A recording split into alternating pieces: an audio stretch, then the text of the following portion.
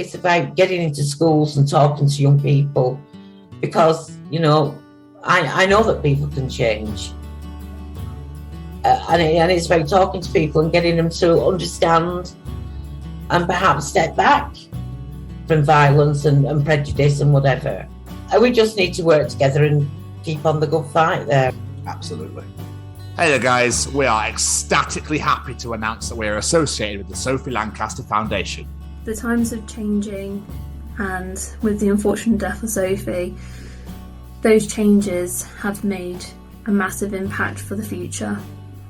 If Sophie was with us still today, I can guarantee what you are doing will still be reaching so many lives of young teenagers, young adults, and those who wish to be as different as possible. So thank you very much. To find out more about this incredible foundation and all the work they do, and more importantly, how you can help, head on over to www.sophielancasterfoundation.com.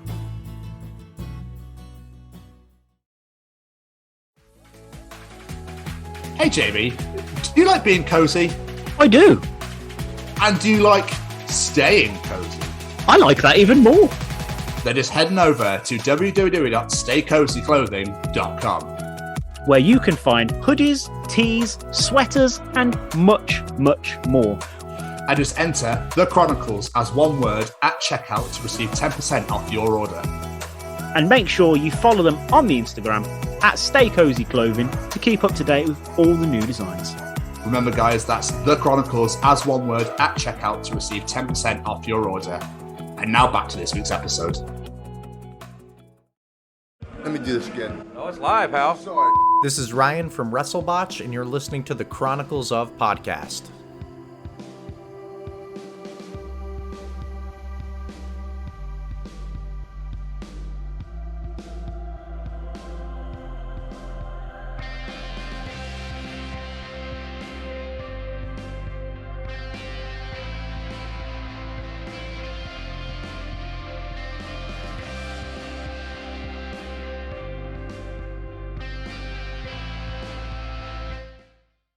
Well, apply makeup with my ass, boys. Welcome to hashtag WBW.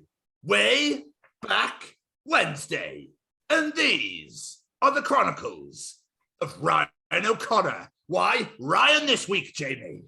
Well, we are bringing you Ryan this week because Ryan is the man behind WrestleBotch. Oh. And what is happening this weekend? Saturday, the 2nd of April and Sunday, the 3rd of April. It's a pretty big event in the wrestling calendar. It's a pretty big event. It's only bloody WrestleMania. Oh! I can't say WrestleMania Sunday. I don't like it. It's WrestleMania weekend. Yeah, I don't like that they've done it over a 2-dayer now. It kind of loses its razzmatazz, as they say in the industry. It's not as special anymore because it's over to, oh, well, I think we've got too many people on the roster, so we better make it 2 nights instead. Actually, I think I know how to make a fuck ton of money. We'll bring in all the celebrities and we won't even put the mid-card titles on WrestleMania because fuck doing that. You can tell we don't like wrestling really anymore, can't you? Well, funny story for you if you listen to the show this Friday.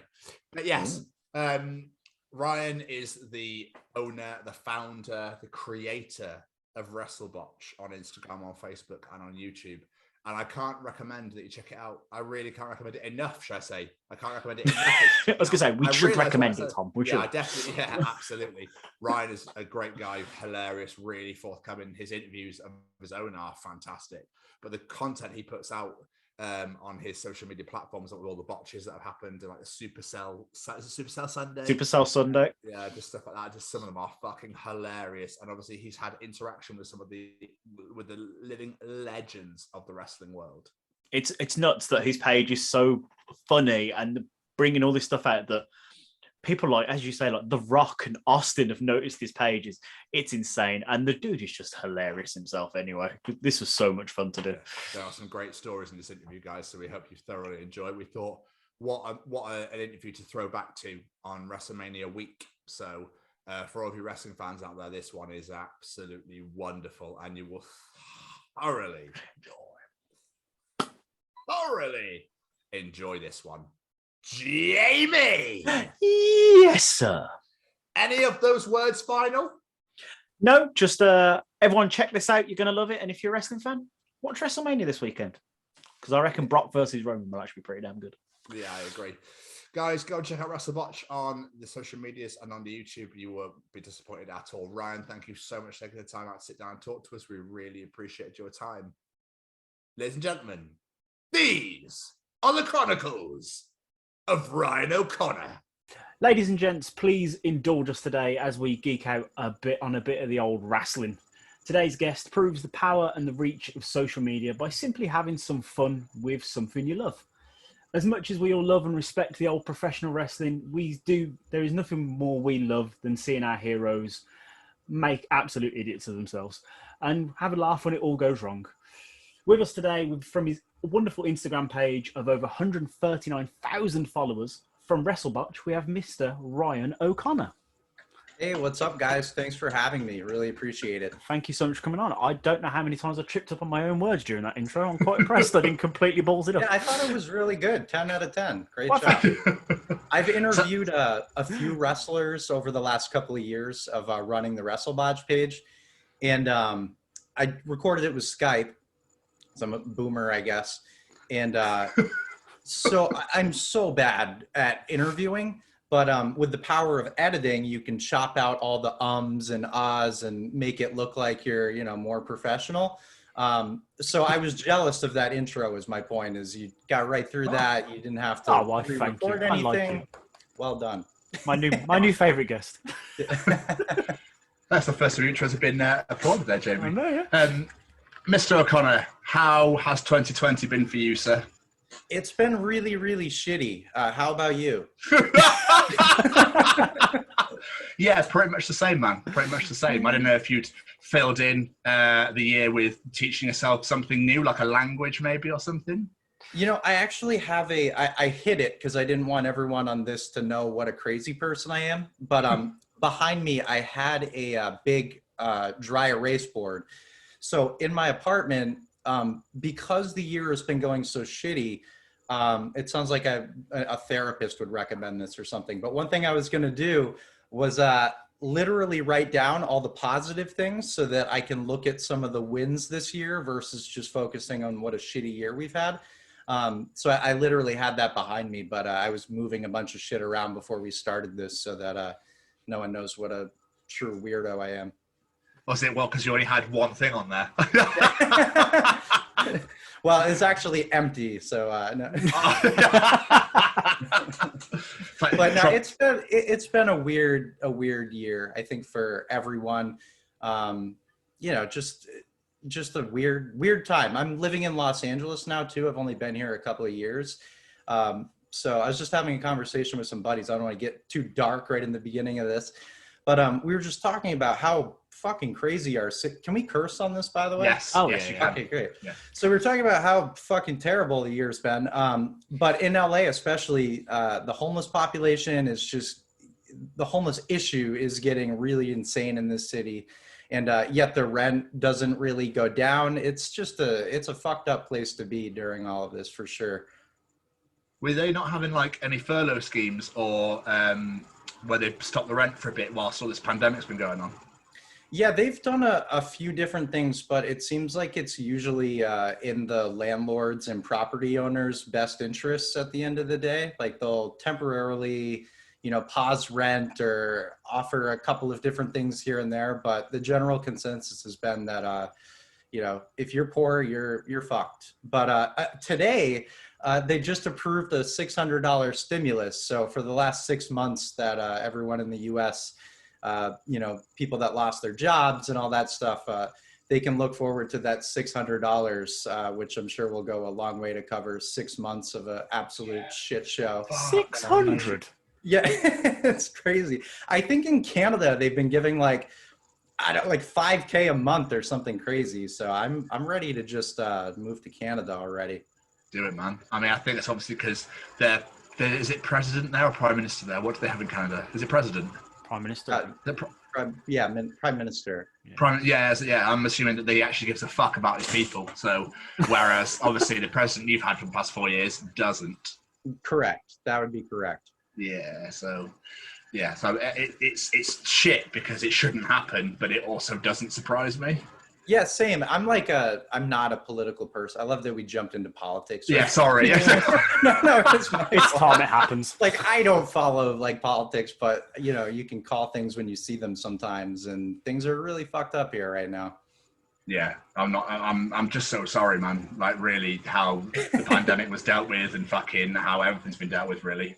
It's all good. It's it's bad when like not even bad wrestling can cheer you up, because like I mentioned, I think before we hit record, the last couple of months, WrestleBotch has sort of been on pause. I was posting almost daily for a couple of years, and the last couple of months have just been, I don't want to give a sob story, like, oh, I've been so depressed, posting, haven't had the ability to post bad wrestling. But I think once in a while, just taking a little break from all the social media noise in general is probably not a bad thing. Mind you, though, Ryan, I think if you want any bad wrestling, your videos will be about 3 hours long on a Monday, 2 hours long on a Friday, because it's been fucking shocking this year. Yeah. It's been hard for me to even, I have this issue now where I can't watch wrestling without, I guess the short version is I can't watch wrestling and enjoy it, usually because within 5 minutes, there's something that's like epically bad that I'm like, oh my God, I have to cut this really quick. Even going back to like, I grew up on late 80s and especially 90s wrestling. So when I go on the network and I'm going to watch a Raw from 97 and see what goes on. And then, someone will fuck up their promo beyond belief. And I'm like, oh, I just got to cut this video really quick. And I'm like, Jesus, I can't even get through these shows anymore. I just want to, get out the bad stuff to the masses.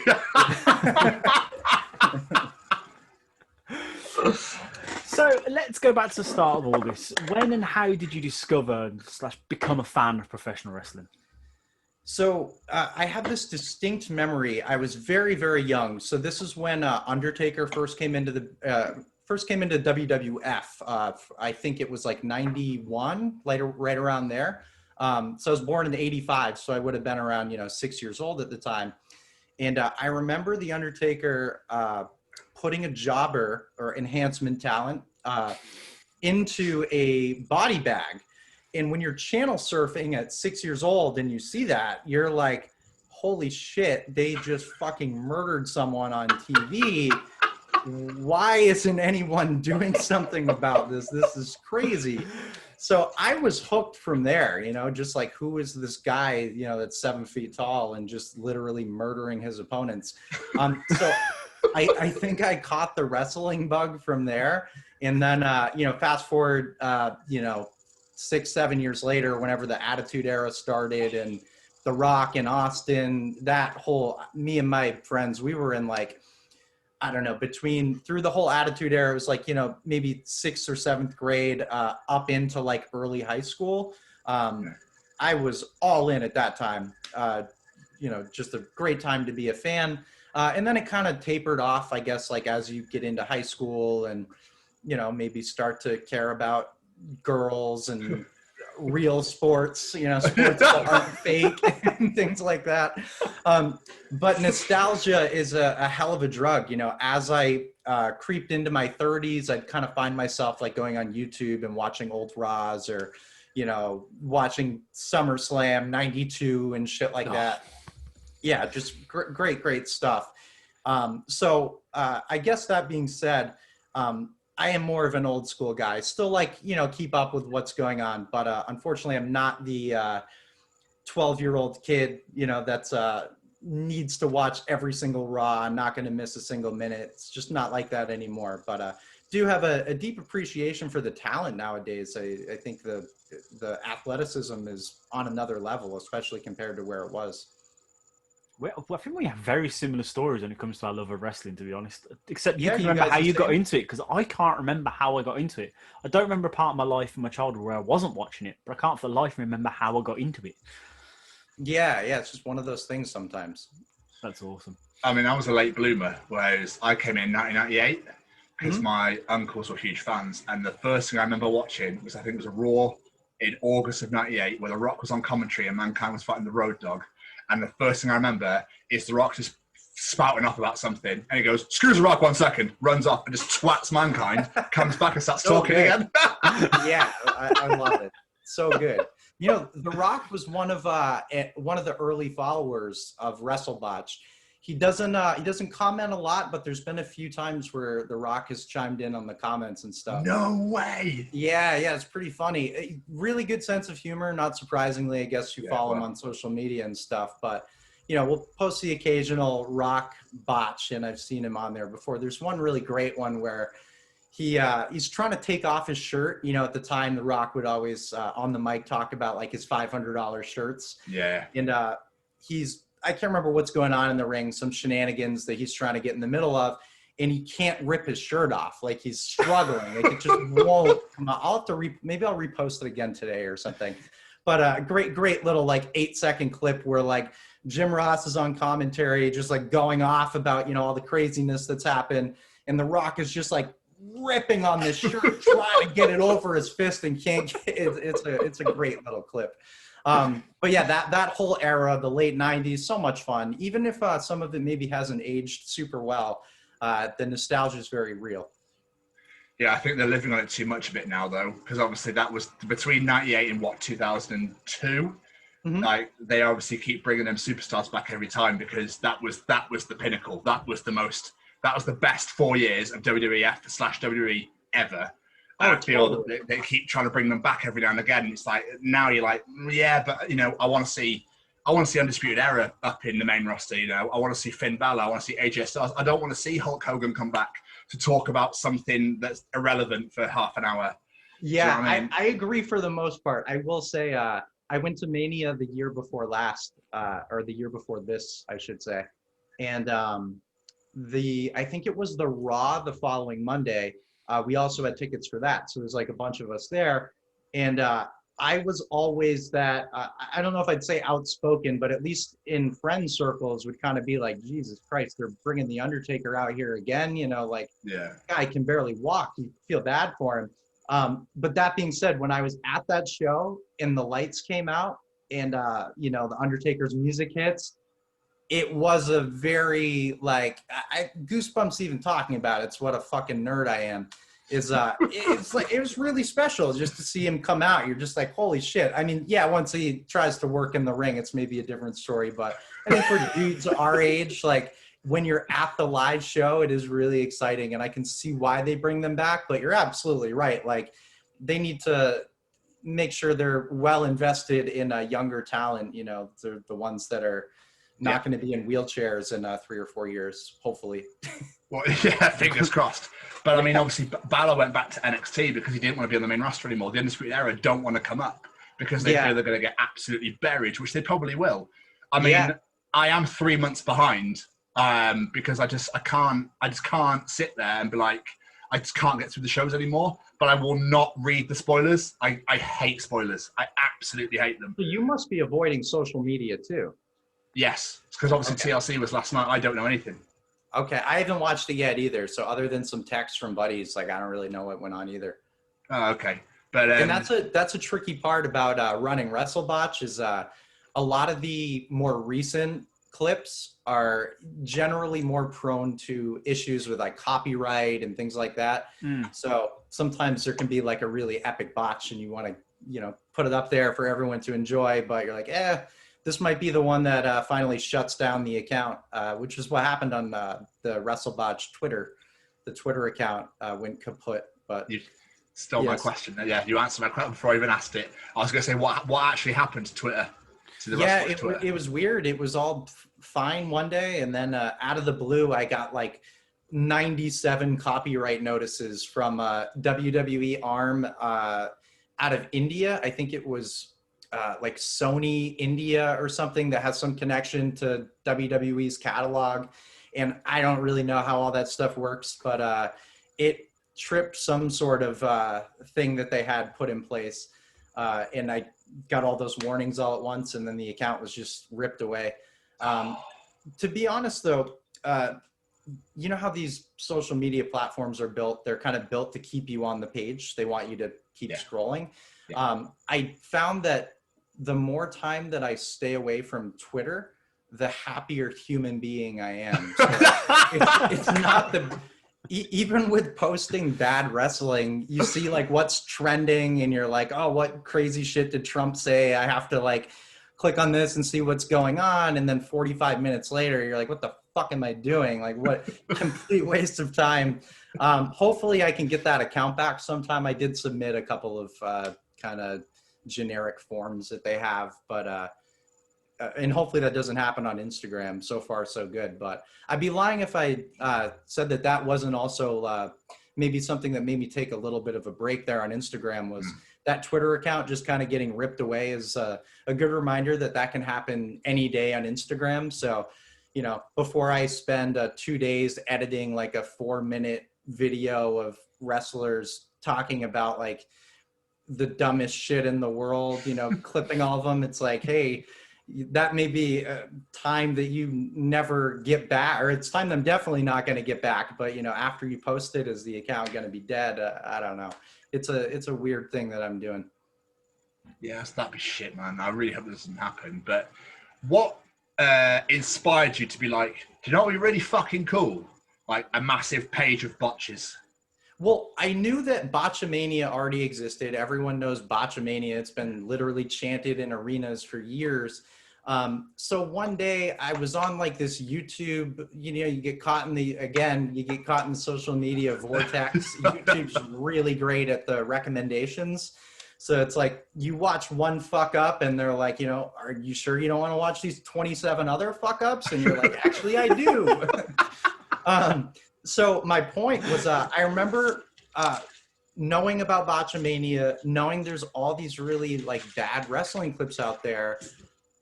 Why isn't anyone posting these on Instagram? Instagram's like the perfect platform for really short videos. You know, like, again, we like to scroll through our feeds really quickly. So if it's something that's either like really scary, fucked up, or just laughably bad, like people want to stop and look. So I just kind of thought, well, you know, maybe I'll put 10 or 20 bad clips up, you know, some classic ones, some newer ones, and just kind of see what happens with this page. And I remember on my original bio on Instagram, it was literally like bringing Botchamania's gimmick to Instagram or something like that. So I was going to pretend that I was reinventing the wheel by posting bad wrestling lowlights. And that's literally it. And then it just organically took off. I think, you know, the marketing nerd in me likes to talk about how these social media algorithms work. But when they see that people are spending time on your page, they want to show your posts to other people because it's keeping them on the platform. So I would just continuously post things that I found amusing, that I thought were either funny or like, you know, some of those, oh my God, like a car accident, you can't look away, or like, what the fuck? Like, did that guy's leg really just like bend 900 degrees in the wrong direction? Like, what's going on there? Exaggeration, of course. But yeah, that was really it. Just doing that. And then organically, 100% organically, it just started to pick up. I remember, you know, we talked about The Rock being on there. I remember seeing Steve Austin followed the account. And I, like a fucking Mark nerd, probably 3 weeks straight, I would double check to be like, did Austin unfollow me yet? You know, just thinking that like maybe he accidentally followed the page, or maybe like his social media manager, social media handler was following a bunch of accounts that they would later unfollow, or, you know, some stupid shit like that. But yeah, that was one of those early signs too, that shit, maybe I am onto something. Like if The Rock and Austin are into it, then maybe other people will be into it as well. Two of the biggest icons of our generation. Yeah, pretty rad. I like to pretend they follow for me personally, even though like, oh yeah, those are my boys. You know? So what I love of your page as well is you've tried to, you know, you're saying, you know, you've done it different to Botchamania, it's on Instagram and whatnot. But I like the fact you've tried to make it your own with like the table fails, the mic skill moments, and with especially love the post about Mondo. So What made you think of doing these? Was it just to make you seem separate, or was it just to try A and little bring bit it together of- as a community? A little bit of wanting to do something at least slightly different from what everyone else is doing. Because at the end of the day, anyone can post highlights or lowlights. There's nothing like 100% unique about doing that. So putting them in a category is, makes it unique in one way. And also, I think I have like OCD. So when I literally have now thousands of wrestling clips in so many goddamn messages from people, which I'm grateful for, people that send me bad clips. So categorizing them also like maybe relieves some of my OCD. So like, okay, all these involved a table incident going horribly wrong in some way. I can put them all in this category. Or maybe some that don't necessarily have to do with botches per se. Like on Wednesdays, I have one called Wasted Fan Wednesday, just because to me, when a fan jumps the barricade and decides to run in the ring, like we all know how that's usually going to end, they're going to get their fucking asses kicked. But those are the type of clips where you just can't look away. Like it's a stupid ass thing to do. Like, I don't want anyone to think that I'm encouraging it. Like, oh, look at this guy. Like, he's so funny for jumping in the ring. It's usually more funny because of the way it ends. He gets his ass kicked or, security interrupts or whatever. But just doing the Wasted Fan Wednesday hashtag was, okay, I can organize all these clips of these morons that jump the barricade or in some way get into an altercation with a wrestler. Like, fucking with the Big Show at a bar in 1998, and then getting your clock cleaned. That's a great clip.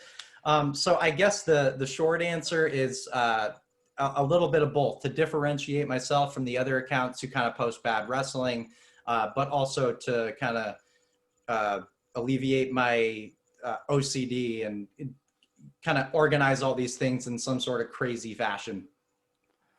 Love it.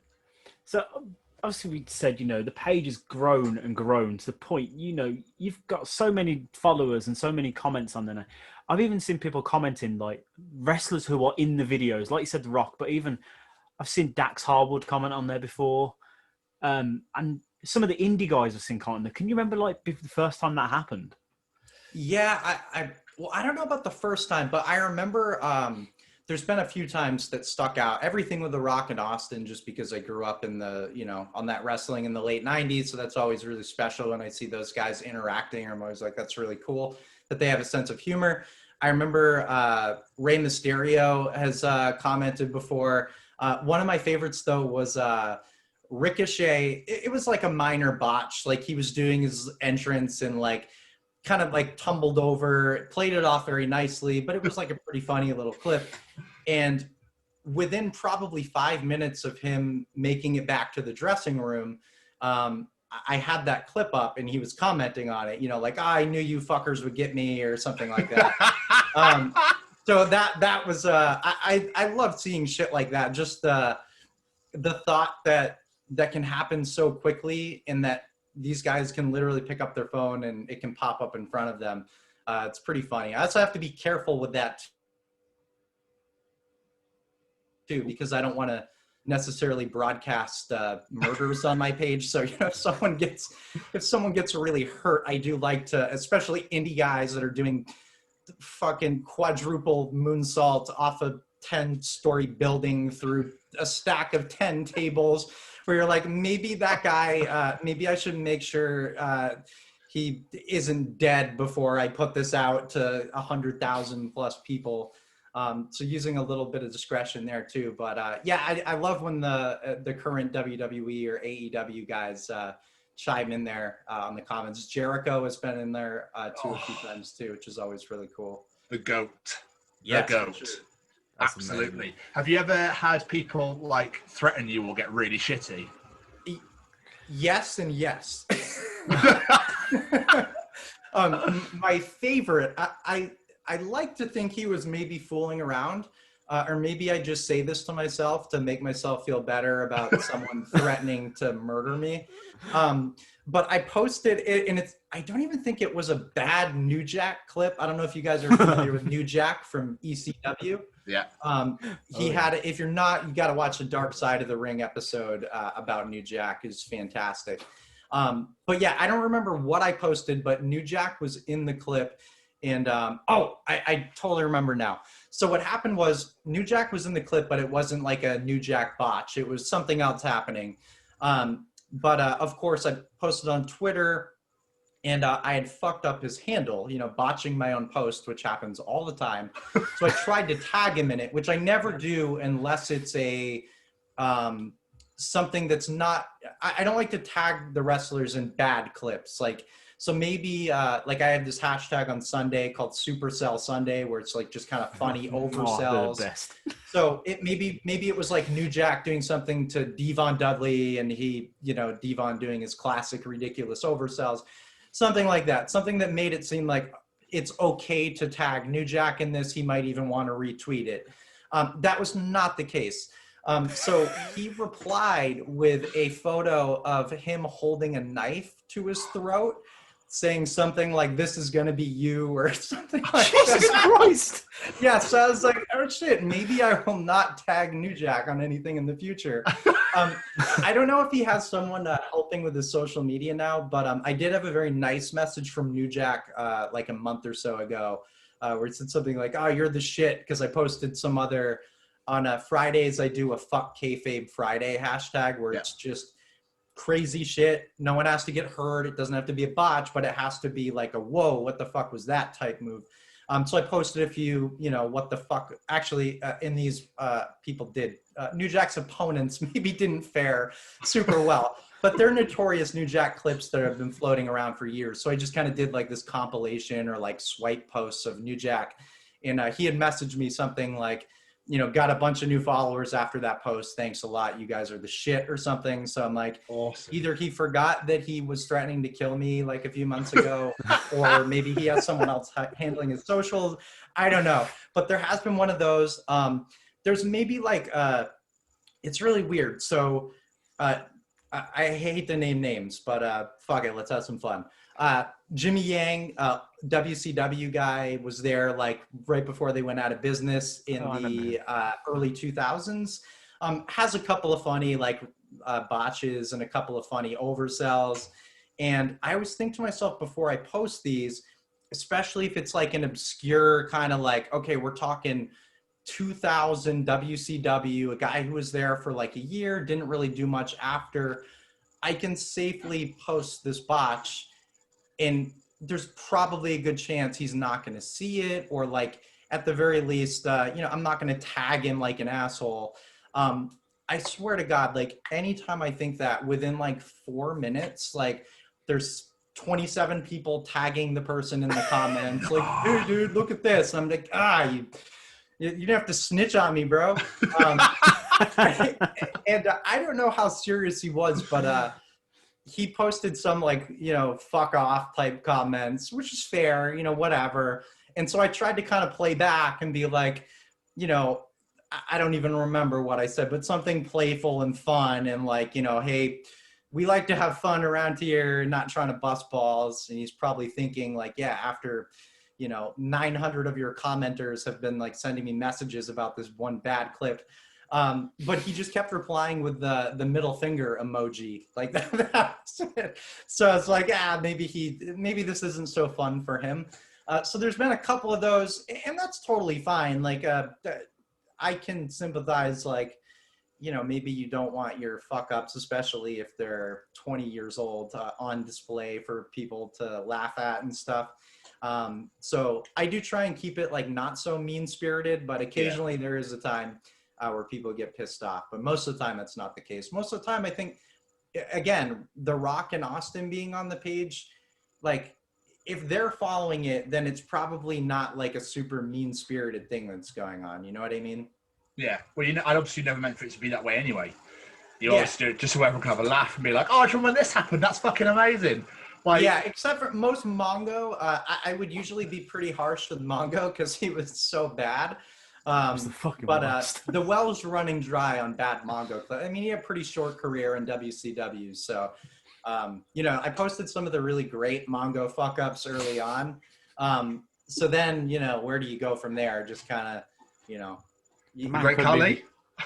What's that? The Great Khali. He's got some pretty bad ones as well. Yeah. Jesus Christ. So Giant Gonzalez is another kind of pretty obscure 90s WWF name where he's so one of those oversized guys. R.I.P. He died a while back, but at least at the point where he was in WWF in 93-ish, right around WrestleMania 9.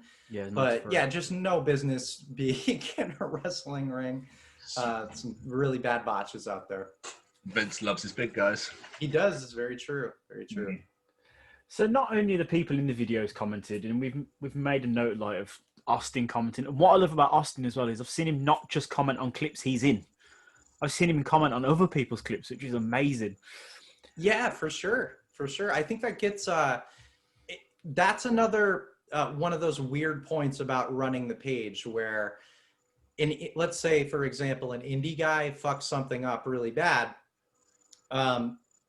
Some of them, maybe as an indie guy that's trying to climb the ranks in the business, maybe they don't want me putting this out there to my audience where, someone like Austin can laugh at them. So I worry. I'm like, oh my God, this poor indie guy has Austin shitting on him now. But but most of the time, I honestly believe that some of these indie guys send me the bad clips because they don't mind that attention. So I guess the old saying that sometimes bad publicity is good publicity. I don't know if it exactly applies here, but sometimes it does. Yeah. Hey, they get exposure. Yeah, and sometimes any publicity is good publicity. Excuse me. Yeah, that's all good.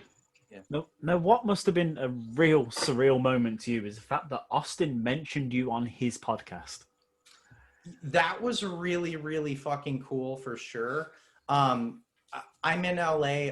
Austin has a place here in LA as well. So naturally I had to try his IPA. I'm not a big drinker, but I tried his IPA and we had me and a couple of buddies completely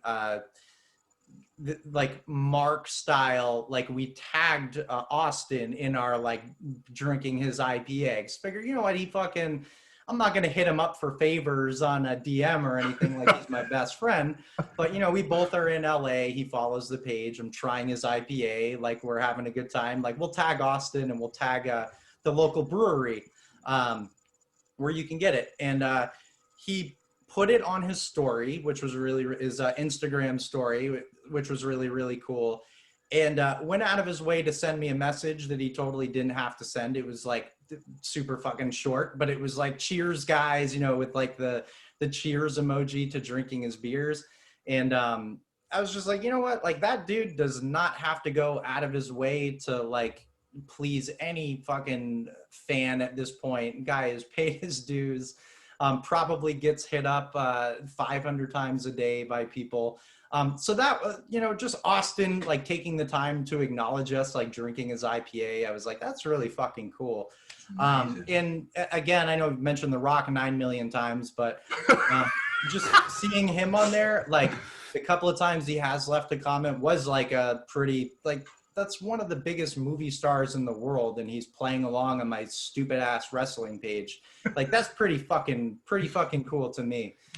So those were definitely surreal moments. Rey Mysterio has sent me a couple of funny bad indie clips. So getting that kind of community support was really cool.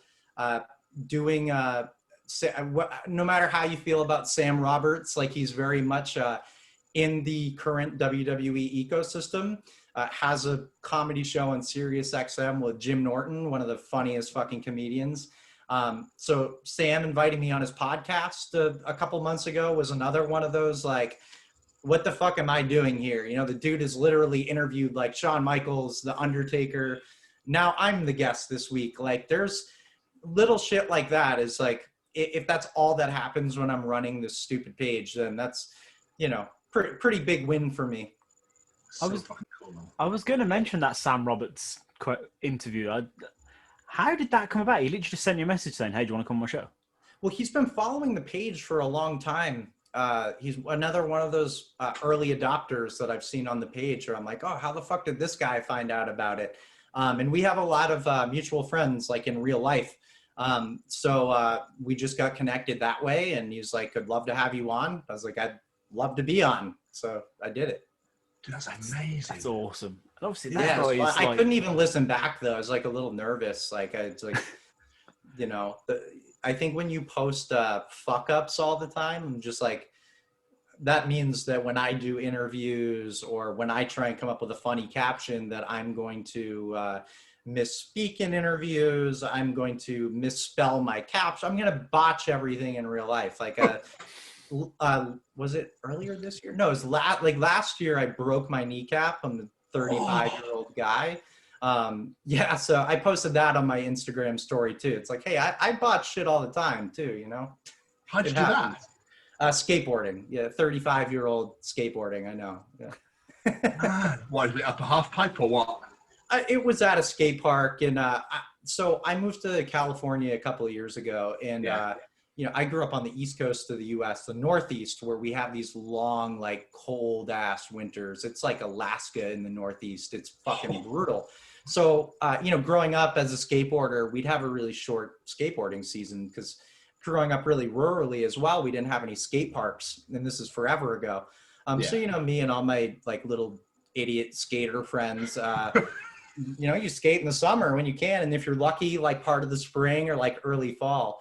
So anyway, my point being is the skaters here on the West Coast, they're really fucking good. Like they have all year. So you'll have these like 14-year-olds that are doing like 360 flips with a fucking blindfold on. So I feel that, you know, going to these parks out here as a 35-year-old dude, usually, you know, I take it easy, but I feel like these young kids that are so good kind of make you push yourself a little bit. And apparently that was just not a good idea. Shout out to my friend Noe, who was with me, by the way, who literally had to like carry me to my car. And I had to get surgery and pins put in. It's like this ridiculous surgery. But yeah, I botch all the time too. I'm not impervious to that type of thing either. I had an image of you with your helmet on, elbow pads, knee pads. If I was smart, I would have had all that padding on. Fuck these kids, I'm doing this safely. So what I love with your channel is the fact that in the past you've done interviews with wrestlers yourself. A few, yeah. Really cool. Like you spoke with Raven, which I was incredibly jealous about. Oh, thank you. Yeah, that was really fun. He was super fucking cool. Yeah, it's a weird thing, like talking to these guys about the type of content that I post, you know, which is usually like, if not bad, then something that's like one of those what the fuck type moments. And that was the whole basis of that Raven interview was, I mean, you said you saw it, you know, we talked about a time that a fan literally ripped him out of the ring by his hair. So not a botch per se, but one of those moments that you just can't look away from. And thankfully he was really cool and excited to talk about it. And that's one of those win-win cases where, you know, some of these guys see that I have a pretty big following. So if I post this in the right light and shout out your social media or your podcast or your whatever you're trying to promote, that we can both win on some of those. I felt like that was the case for sure with Raven and Sid as well. I talked to Sid Vicious about his notorious leg break. I've done a few interviews with the indie guys as well. And as long as you know, keep those positive, they can be really a positive thing for those guys as well, helping grow their social media at the very least. And also just showing a human side of them, because we, myself included, we get caught up in some of these clips. Give you a quick example. Indie guy, Marcus Everett, I think he's from maybe Indiana, right around that area. He had an infamous clip a couple of years ago, probably 3 years ago or at this point, where he goes for an elbow drop onto a table from like a ridiculous height, probably almost 3 stories, at least 2, completely whiffs on the table, lands on concrete. And Yes, I'll send you guys the clip if you haven't seen it. It's fucking terrifying when you see it. He gets up and he walked away with no broken bones. What? Yeah, it was insane. It literally insane.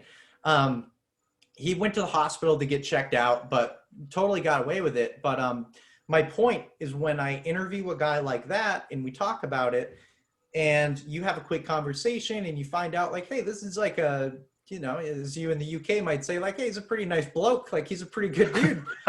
So you're like, it helps humanize some of these indie guys that maybe do things where you're like, what the fuck was the matter with you? Why would you do that?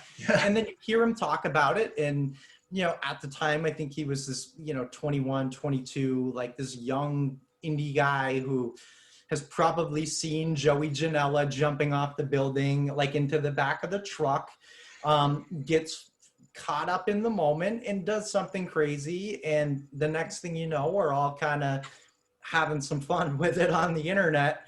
And when he ends up being really cool about it and being like, you know, I got caught up in the moment. I don't know what the fuck I was thinking. I wouldn't do it again. Here's why it was stupid. And here's why I don't recommend indie guys do it. You're like, you know, that guy is no longer just this silly gif or whatever that's floating around the internet. He's actually like a real person. So that's been some of the fun, I guess. Sorry to go on a little rant there, but that's some of the fun with interviewing some of these guys. It humanizes some of these clips that we all watch.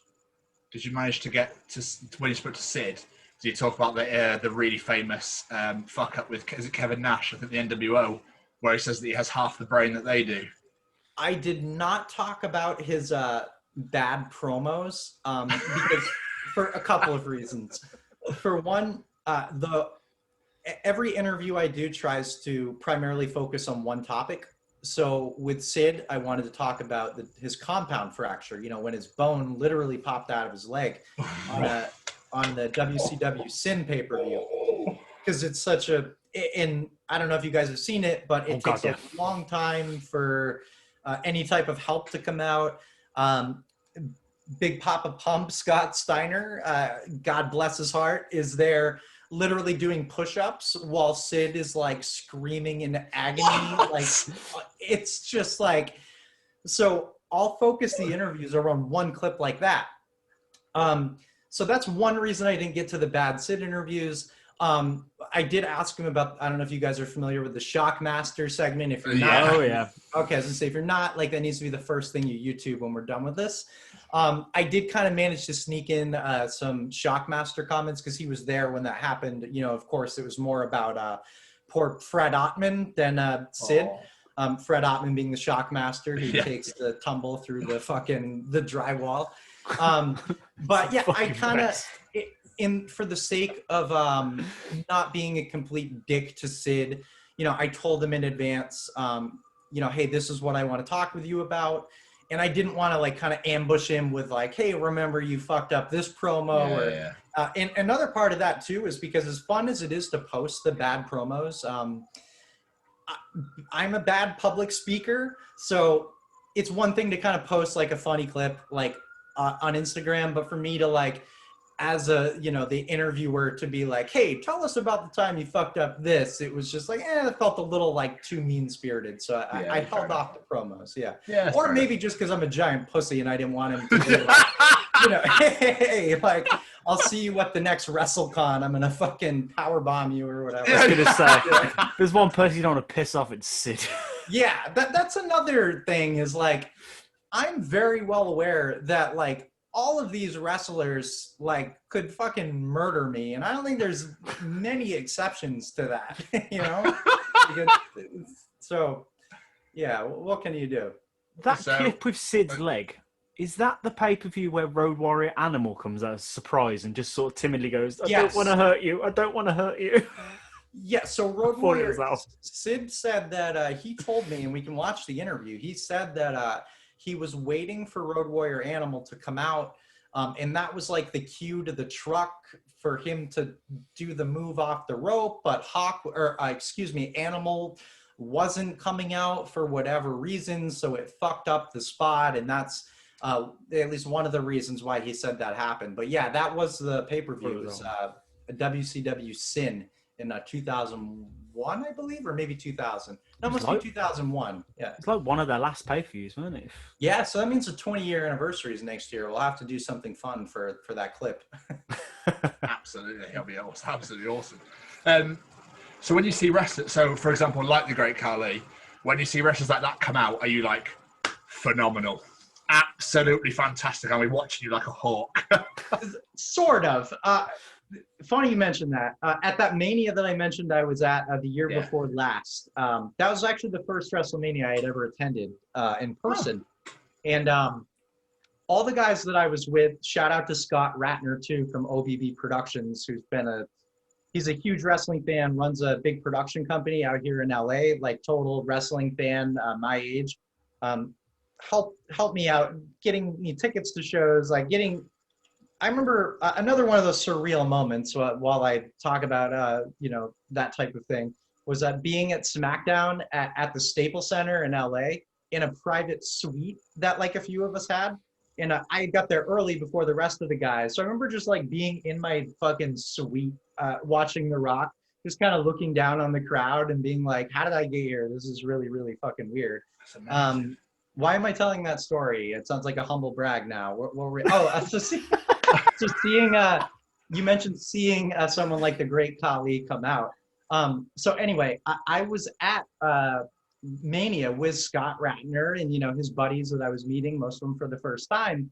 And I don't know if you guys remember, but Randy Orton comes out and I'm sorry, not Randy Orton, Batista comes out and it's his first match back in quite a while. And he completely trips entering the ring. Not like a Titus, level trip at full speed, like completely going under the ring. Beautiful. But it's a WrestleMania and you're literally almost falling over getting in the ring. Like this is a pretty good botch. And all my buddies that were at Mania with me after that happened just collectively looked over at me. Like, dude. So I run up into there's this concourse area at MetLife Stadium where Mania was. So I just get into business mode where I'm like, all right, got to get this clip, got to get the best quality version of it because we're not right there at ringside for Mania, so I don't want to just post some shitty. Nor do I want to be at WrestleMania for the first time holding a fucking phone the whole time. So. The short answer is no, I'm not anxiously waiting, for, oh yes, so-and-so is coming out. There isn't really a lot of that. We can both kind of name, there's maybe the Great Khali is one of them. If we want to go even more old school, Giant Gonzalez from the early 90s, he's just he's there as an attraction. And maybe that makes sense, at least at the time from Vince McMahon's perspective. He probably knows a lot more about wrestling booking than we do, even though sometimes it's hard to believe. But there are those occasional oh, I wonder if I'm going to get something really good here. But usually it's just organic. It happens when it happens. Titus wasn't known for being the guy that fucks up every day or every match. And then he has that Greatest Royal Rumble botch, which is probably that's Shockmaster level. We may never see a botch that great in the next 10 or 20 years. Just so epic. So yeah, that's kind of the long answer to that. Sorry, a little long-winded there. No, we love it because we talk so much on the show anyway. We like it when we interview, when you just chat away. We love it. We'll happily sit and listen. Awesome.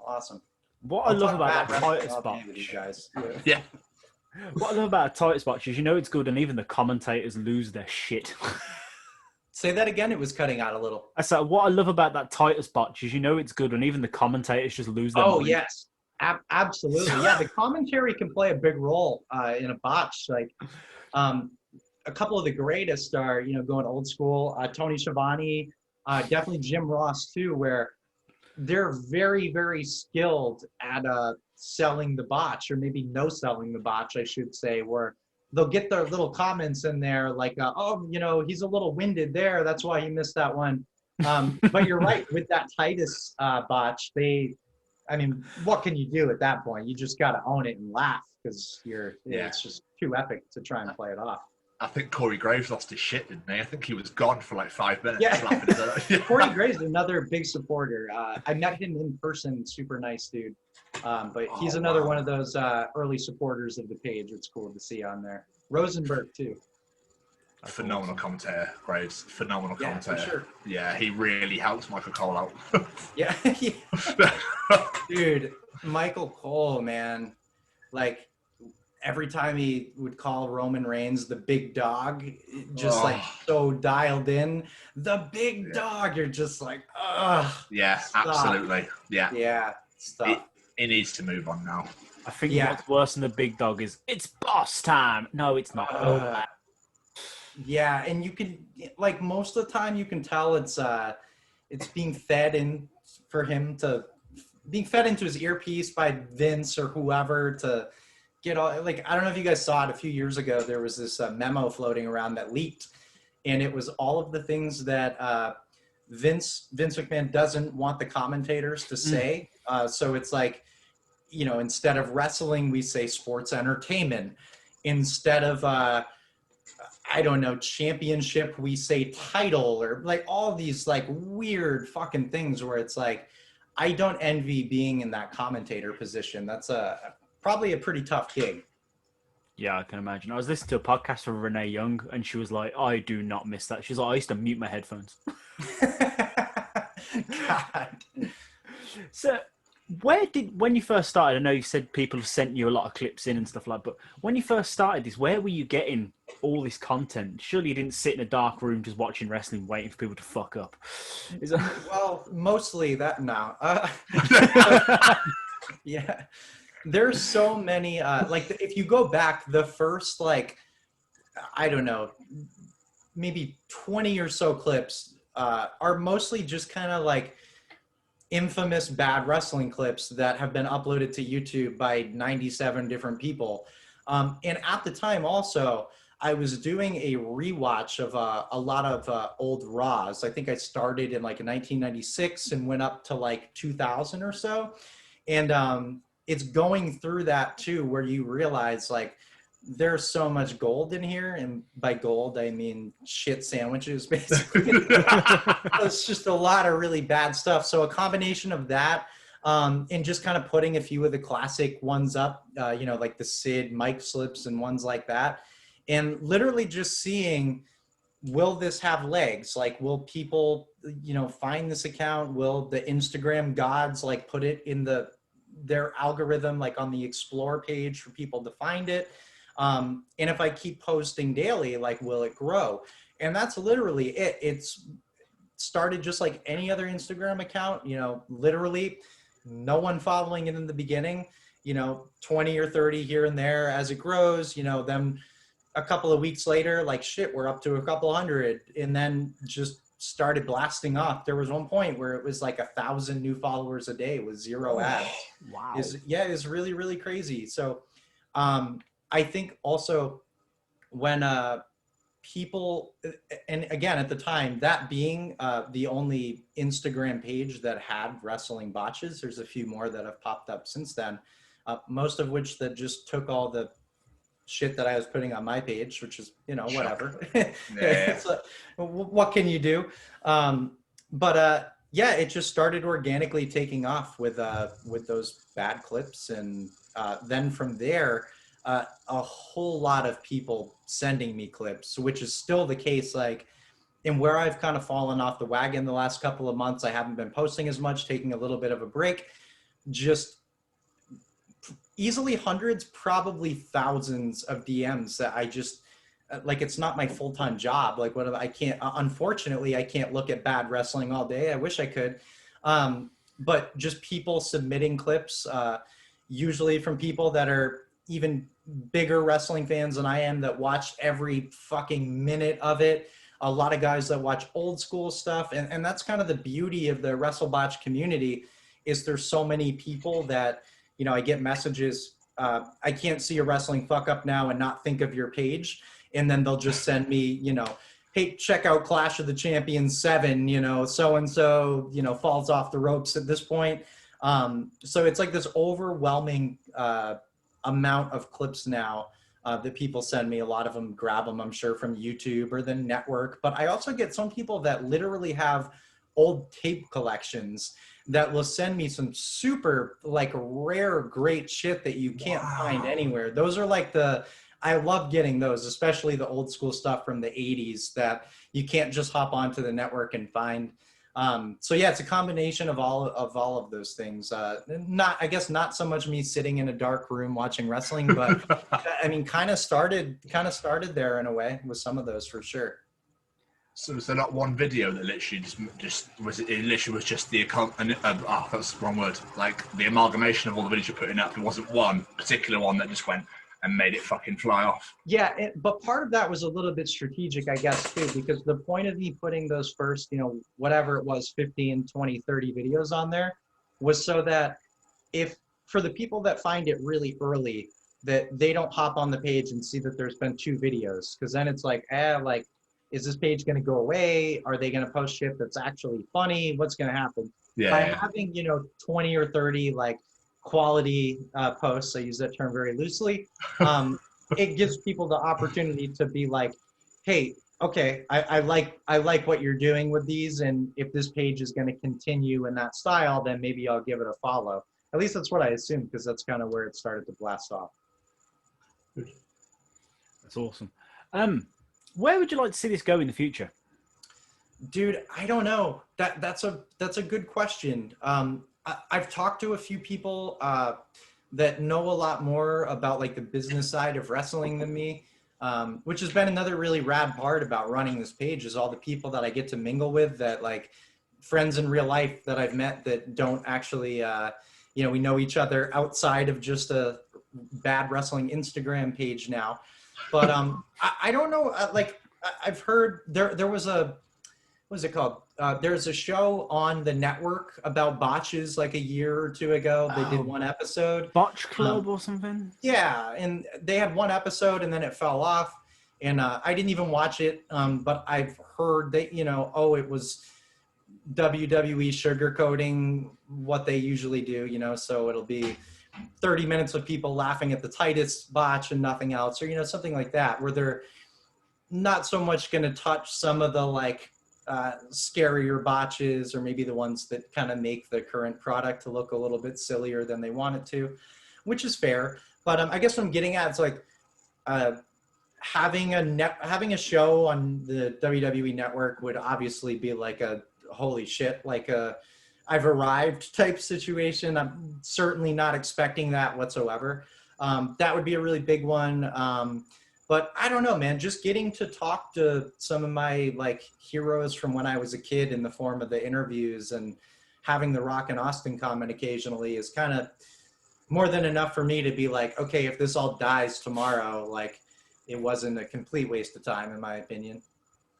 That's awesome. Yeah, there's been ads here and there too, so I can't pretend that there hasn't been like a little bit of money here and there, but certainly nothing to justify quitting a job or anything. Yet. Yeah. Yes. What's your all-time favorite botch?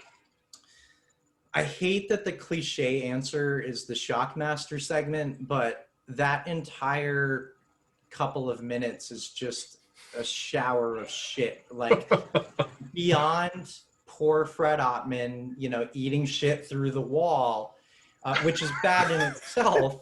But you've also got to figure he's like, look at his attire. He's wearing a fucking Star Wars Stormtrooper helmet that's like purple glitter. Like, Bejazzled, yeah. Yeah, and this is his debut. So we're going to introduce this character to the world. For some reason, he's wearing a Star Wars Stormtrooper helmet that's sparkly, glittery. Like, as if, like, he could have had a perfectly smooth entrance and we still would have been like, who the fuck is this? Like, what are you doing?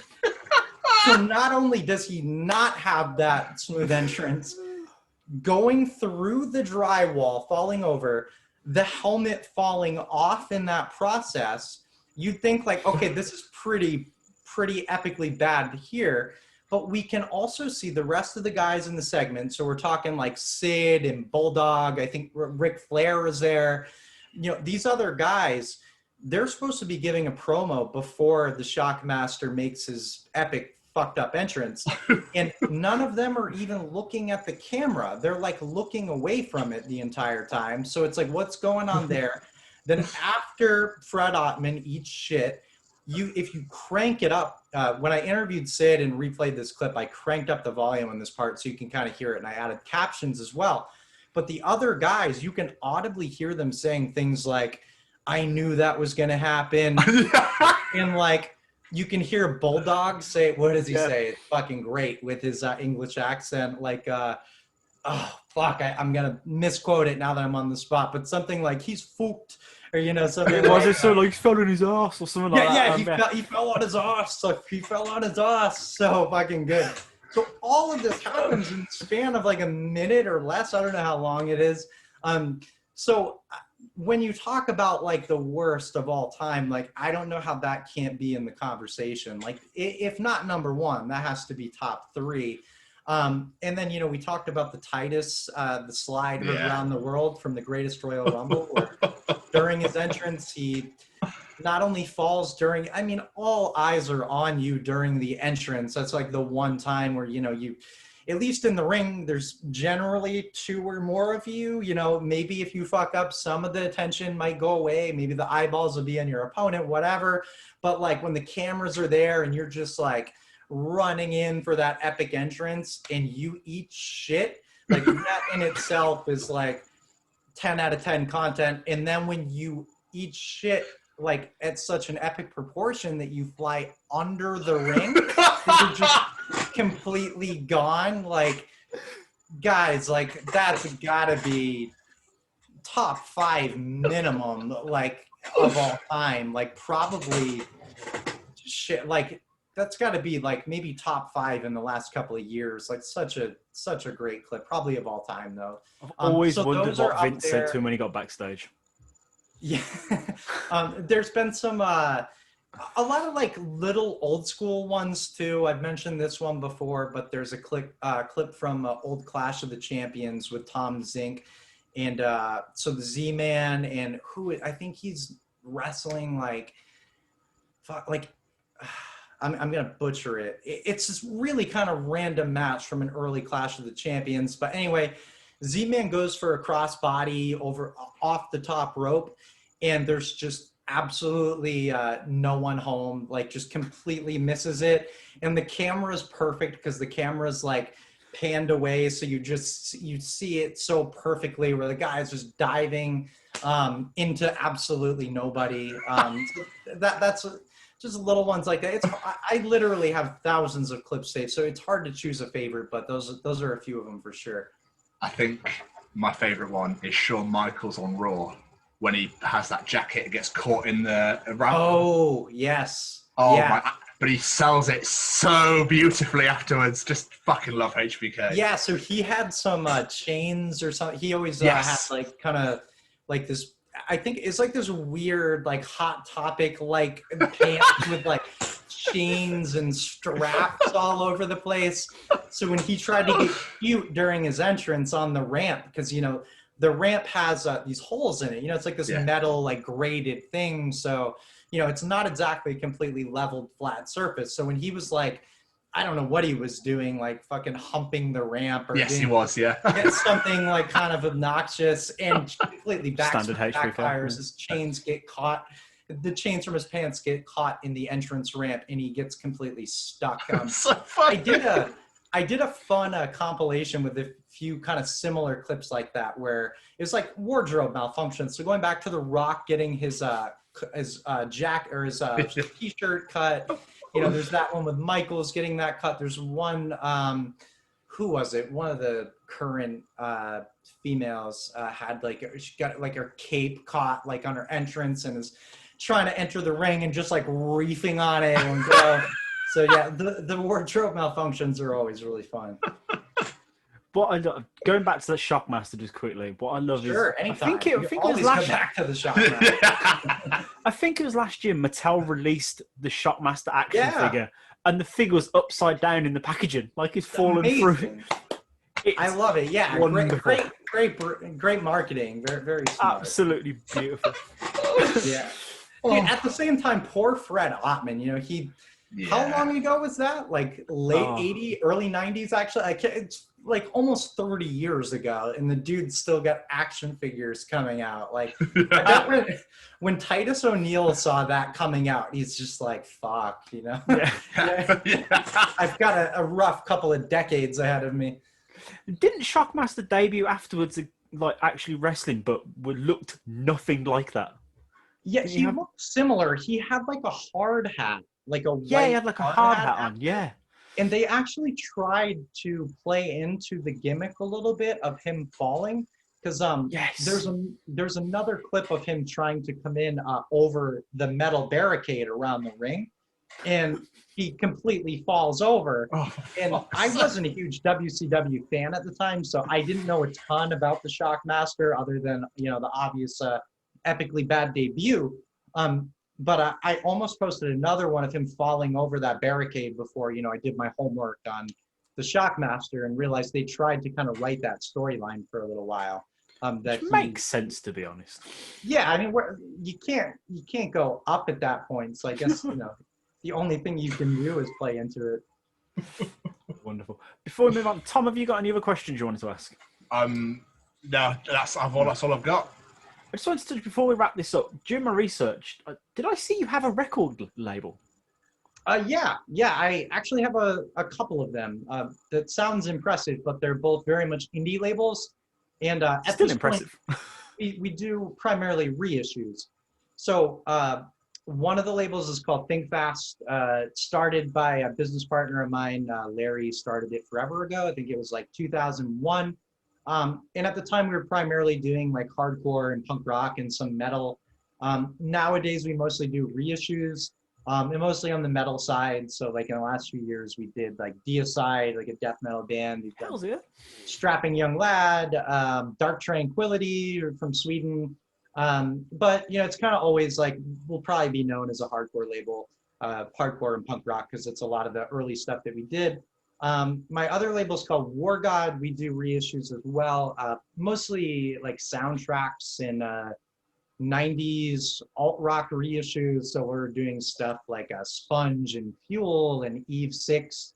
On the soundtrack side, like we just did a 20th anniversary of The Sopranos on vinyl, is like the Rolling Stones and the Kinks and stuff like that. I'm a big Tarantino fan. We did the soundtrack to True Romance a couple of years ago, which was really fun. It's a Tony Scott film, but written by Tarantino. So we did like this really cool, like limited box set based off some of the characters in that movie.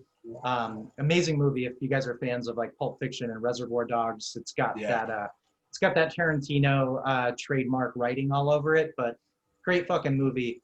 So yeah, doing the labels, mostly soundtracks, and you know, a few releases a year. But yeah, it's been fun. That's really fucking cool. I just going through, I was like, oh, it does all this WrestleBotch. I was like, what is a record? Runs a record label as well. That's amazing. The number of people I've met through WrestleBotch that are also working in the music industry is really, really funny. Like dudes that I'm meeting through my page. So it's like we're meeting because of our love of usually old school wrestling, and you know, here we are, like, you know. So that's another important aspect that I'll point out about my page, at least for me personally, is like, because it's a lot of content that is difficult to monetize, because it's, you know, a WWE clip, even if it's 5 seconds of a 4-hour pay-per-view, it gets into kind of these muddy waters when you're trying to run ads and whatnot. So using my platform to literally network with other people, like in my actual professional life, is like a real thing that's happened. So just another one of those like really cool takeaways that, you know, has kind of set itself up. And I didn't realize there were so many, you know, old school wrestling fans that were involved in the entertainment industry. It's really fucking cool. That's amazing. That's awesome. So before we get out of here, what we like to play a little game with our guests. Sure. We call it the quick fire round, and it's literally we just ask you 6 questions, answer them as quick as you can. Nice and simple. Sound like I'm going to get in trouble here. Let's go. No, you're fine. Don't worry. They're nothing too bad. Question 1: favorite pizza topping? Okay, so I know the joke. Vegans always love to talk about that they're vegan. So I'm vegan. Prior to being vegan, I would eat like meat lovers pizzas. So like bacon, hamburger, meatball, chicken, and just like these dead animal pizzas. Like, just a smorgasbord. Nowadays, I know the cliche. For the record, I was vegan before I moved to LA, and it's like a thing. You move here and become vegan. Now I'm a veggie guy, so let's go like jalapenos or something. Oh, great choice! Oh, look at that! You're one Tom back again. Vegetables. What the fuck is wrong with you?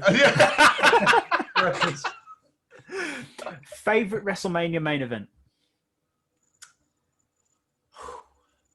That's tough. Can I go with like worst Mania match instead? Go on then. Yeah. Why not? Yeah. You're the guest. Giant Gonzalez Undertaker WrestleMania 9. Yeah, that was fucking awful. Yeah, that was pretty bad. Best Mania main event's a tough one. I'm kind of partial to WrestleMania 5 because it was one of the first VHS tapes I ever got, the Mega Powers Explode. So at the time, not knowing a lot about wrestling, but somehow that VHS floating around our collection, I was very invested in the Hulk Hogan, Macho Man, that whole angle with Miss Elizabeth in the late 80s, early 90s.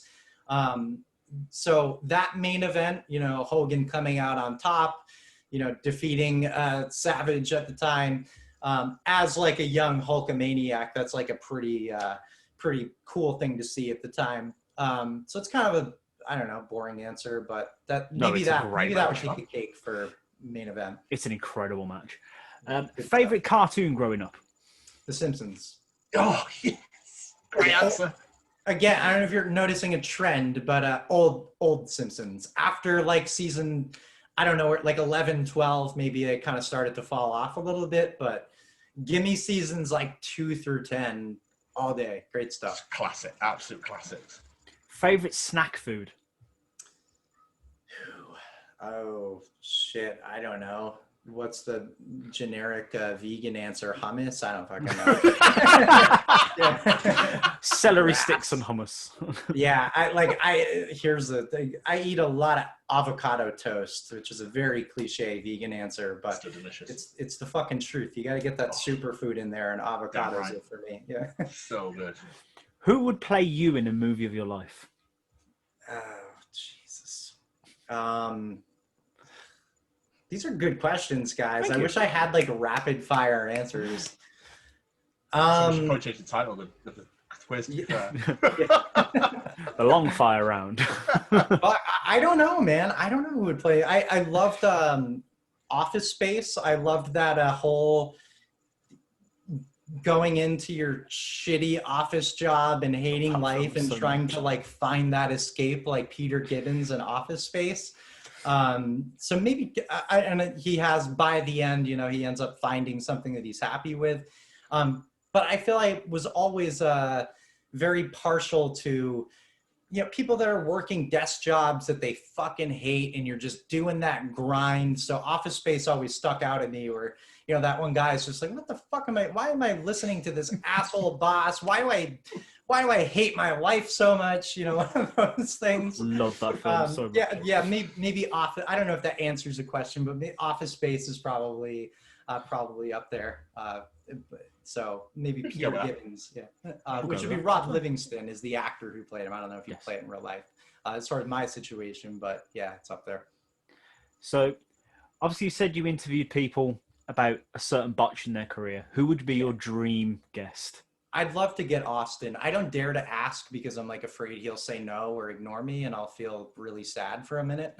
But I'd love to talk to Austin. He's got a few. He's got a few good botches that we could talk about. So just talking to Austin in general, I think it'd be really fun. And the fact that he has a good sense of humor, or so it seems. Following the page and commenting other clips, sometimes commenting on his own clips and stuff like that. I'd love to have like a 10-minute conversation drinking some beers and talking about some bad wrestling. That would be up there for sure. It's like Dr. Pepper, Ryan. What's the worst that could happen? Say it again. It's like Dr. Pepper. What's the worst that could happen? Just ask What happened with Dr. Pepper? Oh, I don't know if it's a slogan in America, but here it's Dr. Pepper. What's the worst that could happen? It's a little joke I like, but it obviously fell flat on its ass. I didn't know that was the Dr. Pepper. That's an interesting tagline. Yeah, that's the Brits just think it's funny to put what's the worst that could happen. Yeah, in this case, I think what's the worst that could happen would be you could just tell me to fuck off or something. But yeah, I don't know. I think the fact that a lot of those guys have gone out of their way to follow me, I don't want to be that guy that like pretends that they're my homies now and hey, like I see you follow the page, which is already doing the page a big favor. Other people see that and the algorithm sees that and the page grows. So I just don't want it to come off like hey, you already did this one thing for me. Now that I have access to your DMs because you follow the page, like, now can you do this other thing for me? And I think to get on my soapbox a little bit, or at least like get on the marketing side a little bit, from running the labels, especially early on, you constantly get people asking you for things. Hey, can you check this out? Can you check this out? And most of the time it's harmless, but I have a couple of other gigs as well. Like one's a side hustle, and there's, without sounding like a douche, like I have people coming at me from different angles all day about different things, like requests and can you do this? Can you get this done? Hey, can you look at this? And it, after a while, like, and that's me speaking from my, small position that's nowhere near what some of these famous wrestlers have seen or what they're seeing, even after their careers. So I can't even imagine like how many times they get hit up a day about like, things that are also like so-and-so's cancer charity and you don't, what's legit, what's not. It's just it's a fucking tough place to be in. So I don't want to, put that on them and then at the same time make myself just kind of feel like a dickhead when they don't respond. Yeah, no, that's fair enough, man. I mean, I wasn't being like, do it like forcing you, but of course, it must be fucking awful. Yeah, now to go back on that, I will say early on, I did hit up Jericho about, I can't remember what the clip was, but he had like one like pretty epic fuck up that was like kind of funny. And I hit him up about it. It was like something like, would you be open to having a quick conversation about this? Got right back to me. It was really cool. He's like, to be honest, I don't even remember like that spot. So I don't know, like, if it would make the basis for a good interview. But it was cool that he got back to me, and got back to me on the spot and whatnot. So yeah. Apply to him. Sweet. Wonderful. Right, before we get out of here, please plug any social medias, anything you want people to go check out. Just check out WrestleBotch. One word, WrestleBotch on Instagram. There's also a Facebook page that's kind of been taken on a life of its own, especially this year. So you can find that at the same place. Just search WrestleBotch on Facebook or go to facebook.com/WrestleBotch and it will pop up. So you can find me there. I guess I should probably tell people, since sometimes, like I'm experiencing on Twitter, sometimes these accounts can disappear and might need to come back under a different name. So you can always go to WrestleBotch.com and I'll keep that up to date if I, disappear somewhere and you need to find me somewhere else. But that's about it. I had a lot of fun. Like I told you guys, I love chatting bad wrestling. I think it's fun. So I really appreciate you guys having me on. It was really cool. It was awesome. Thank you so much for coming on. It's been real good fun. Yeah, guys, take care. Thanks again. You too, Ryan. Thank you, mate. Cheers, my really friend. All right, have a good one later. Have a good day. Bye-bye. Cheers. Hey there. I'm Frank Guglielmelli, and I'm the narrator for the audio drama Feed, featuring such audio dramas as Bounty Hunters, Marty and Mars, Val Toby, and so much more. You can find all of these wonderful programs on Spotify or wherever you listen to podcasts. Or you can go to our website at www.audiodramafeed.com. We are thrilled to be affiliated with the Chronicles of Podcast with Tom and Jamie.